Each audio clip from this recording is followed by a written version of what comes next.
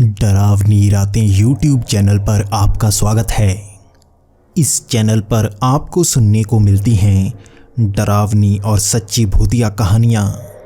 तो अगर आपको ऐसी ही वीडियोस देखना पसंद है तो हमारे इस चैनल को सब्सक्राइब करना ना भूलें।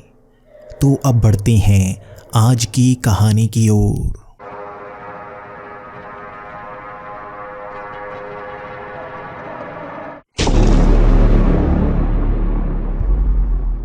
हेलो दोस्तों, मेरा नाम अभिमन्यु है और मैं कोलकाता में रहता हूँ।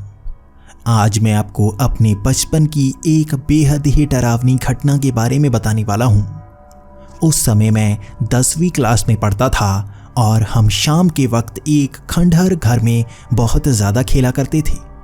वो खंडहर घर एक कॉलोनी के बिल्कुल बाहर की तरफ था और उसी के पास एक ग्राउंड भी पड़ती थी जिसमें हम खेलने जाया करते थे।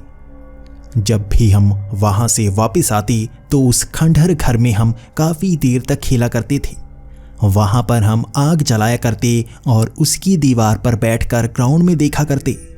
वो दीवार काफ़ी ऊंची थी, इसीलिए वहाँ से नीचे ग्राउंड में देखना काफ़ी आसान हुआ करता था। मैं अपने दोस्तों के साथ ज़्यादातर वहाँ इसी तरह से बैठकर मैच देखा करता था। लेकिन एक बार मेरे साथ कुछ ऐसा हुआ जिसे मैं अब भी याद करके बेहद डर जाता हूँ। वो वक्त शाम के 7 बजे का था और मैं अपने दोस्त राजन के साथ उसी घर के ऊपर दीवार पर बैठा हुआ था।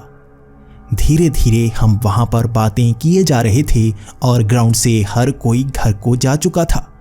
ग्राउंड बिल्कुल खाली थी। इससे पहले भी हम ग्राउंड में 9 बजे तक खेला करते थे। हम वहाँ पर कागज़ इकट्ठा करके एक तरफ आग जलाया करते। आग काफ़ी देर तक जलती रहती और हम कभी कभी आग दूर दूर तक जलाने जाया करते थे। लेकिन आज मेरे साथ सिर्फ राजन था और दूर दूर तक हमें कोई नज़र नहीं आ रहा था। पहले तो हम इसी तरह से बातें किए जा रहे थे और देखने की कोशिश कर रहे थे कि यहाँ से कौन कौन नज़र आता है, क्योंकि वहाँ कोई भी नहीं था। लेकिन सामने वाले पेड़ के पास मुझे 2 लोग नजर आ रहे थे। मैं राजन से बार बार पूछ रहा था कि कौन हो सकता है, लेकिन राजन मुझे कह रहा था कि उसे वहां पर कोई नजर नहीं आ रहा। लेकिन मैं राजन को ये कह रहा था कि ये छोटे बच्चे लग रहे हैं, चलो उनसे जाकर पूछते हैं कि वो इस समय पेड़ के नीचे क्यों खड़े हुए हैं। दूर से ऐसा लग रहा था जैसे ये छोटे कद के कोई छोटे छोटे बच्चे हों। लेकिन राजन मान नहीं रहा था क्योंकि उसे वहीं पर बैठने में मज़ा आ रहा था। लेकिन मैं उस दीवार से छलांग लगाकर उस पेड़ के पास जाना चाहता था। राजन मान नहीं रहा था तो मैं अकेले ही उस पेड़ के पास चला गया। जैसे जैसे मैं चलता हुआ उस पेड़ के पास जा रहा था तो मुझे उन लोगों की पहचान बिल्कुल नहीं हो रही थी। वो कोई छोटे बच्चे नहीं बल्कि बड़े आदमी थे कि उनका कद 3 से 4 फीट होगा। मैं जैसे जैसे उस पेड़ के पास जा रहा था मुझे वो लोग बिल्कुल भी पहचान में नहीं आ रहे थे। उन्होंने बेहद ही अजीब तरह के कपड़े पहने हुए थे जिसमें कोई बटन नहीं थे। उन्होंने जैसे बड़े से कपड़े को ओढ़ा हुआ था और वो अजीब तरह से मेरी तरफ घूरे जा रहे थे। उनकी आंखें जैसे जानवरों की तरह चमक रही थी। एक तरफ से उनकी आंखों में रोशनी पड़ रही थी और उनकी आंखें हरी हरी नजर आ रही थी। लेकिन मैं जैसे ही उस पेड़ के ज़्यादा पास गया उनका चेहरा भी मुझे नज़र आना शुरू हो गया। उनकी चमड़ी जैसे गली हुई थी और इसे देखकर मैं बेहद ज़्यादा डर गया। मैं भागता हुआ फिर से राजन के पास पहुंच गया और राजन मुझे देखकर बेहद हैरान था। मेरा डरा हुआ चेहरा देखकर राजन मुझसे पूछ रहा था आखिर वहाँ पर हुआ क्या है। लेकिन मैं राजन को ये बता रहा था कि ये लोग कोई छोटे बच्चे नहीं हैं बल्कि बड़े इंसान हैं। लेकिन उन्होंने कपड़े बेहद अजीब पहने हुए हैं और उनके चेहरे काफ़ी ख़राब हैं। मुझे कोई गड़बड़ लग रही है, चलो यहाँ से चलते हैं। लेकिन तब राजन कहने लगा कि नहीं, देख कर आते हैं। मेरे मन में बेहद डर था, मैं वहाँ से जाना नहीं चाहता था। लेकिन राजन शायद मुझसे ज़्यादा हिम्मत वाला था। उसने कहा तुम यहीं पर खड़े रहो, मैं जाकर देख कर आता हूँ। मैं फिर से उस दीवार पर चढ़ गया और राजन को देखने लगा। राजन अब धीरे धीरे चलता हुआ उस पेड़ के पास पहुँच रहा था और वो आदमी भी मुझे नजर आ रहे थे। लेकिन राजन जैसे ही उस पेड़ के पास पहुंचा उसने इशारा किया, यहाँ तो कोई नहीं है, मुझे कोई नजर नहीं आ रहा।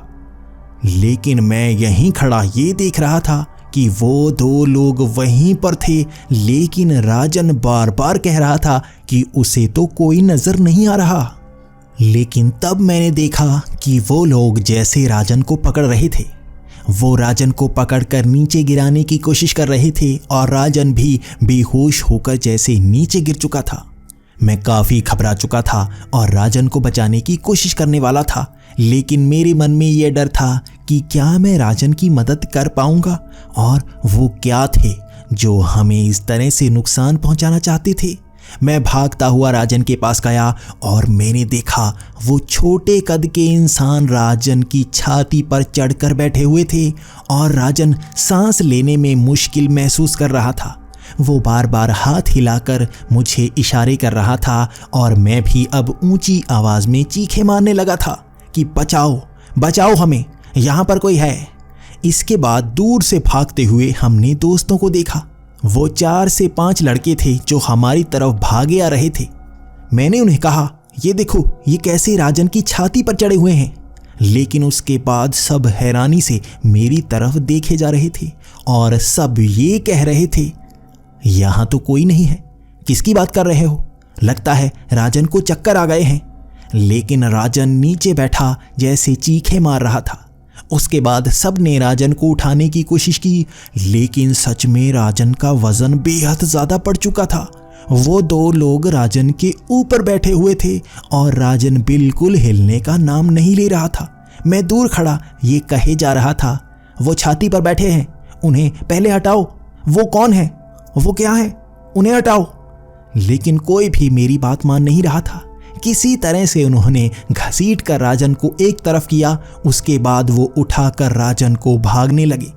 ऐसा लग रहा था जैसे राजन को सांस लेने में मुश्किल हो रही थी, लेकिन मैं जान गया था वो छोटे कद के इंसान उसकी छाती पर बैठे उसका दम घोंटने की कोशिश कर रहे थे।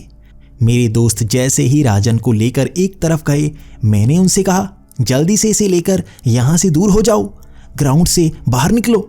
हम सब राजन को उठाकर एक तरफ ले गए और वहाँ पर राजन को सांस आना शुरू हो गई। वो जैसे होश में आना शुरू हो गया था और उसने कहा, मुझे ऐसा लगा जैसे किसी ने मेरा गला घोंटने की कोशिश की। मुझे ऐसा लग रहा था जैसे मेरी छाती पर कोई बैठा हुआ था। उसे बहुत ज़्यादा सांस चढ़ी हुई थी और वो खुद कह रहा था कि मुझे यहाँ से ले चलो, मैं यहाँ रुकना नहीं चाहता। मैं पीछे मुड़कर देख रहा था। उसी पेड़ के पास वो दो छोटे कद के इंसान इसी तरह से खड़े थे और उनकी आंखें जानवरों की तरह चमक रही थी। हम सब वहाँ से भाग निकले और मैंने इस बात को सबको बता दिया और वहाँ पर ये बात फैल गई कि उस ग्राउंड के आसपास कोई ऐसी शक्ति मौजूद है। मैं उसके बाद उस ग्राउंड में कभी खेलने नहीं गया और आज भी मुझे लगता है कि वहाँ पर वो छोटे कद के इंसान या शैतान रहते हैं। मुझे नहीं पता कि वो क्या थे। मैं कई जगह ढूंढता रहा, लेकिन मुझे आज तक पता नहीं लगा कि वो छोटे कद के थे क्या। उसके बाद हम उस ग्राउंड में खेलने कभी नहीं गए और उस टूटे हुए घर के पास बच्चों ने भी जाना बंद कर दिया।